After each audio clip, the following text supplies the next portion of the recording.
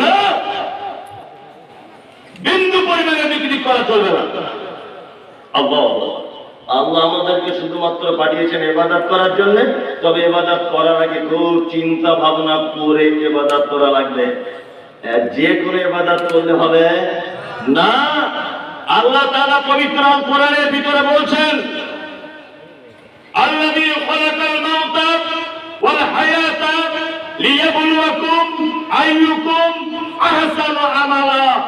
আমি হায়াত এবং মওতকে তৈরি করলাম এই কারণে যে তোমাদেরকে যাতে জিজ্ঞাসা করা যায়, তোমাদেরকে যাতে প্রশ্ন করা যায়, তোমাদেরকে যাতে পরীক্ষা করা যায় যে তোমাদের ভিতরে উত্তম আমল, উত্তম কাজ কে করেছো। এইটা এটা একটা পানির বোতল, এর নাম হচ্ছে পুষ্টি। পানির বোতল, দেখবেন এর বোতলের কোন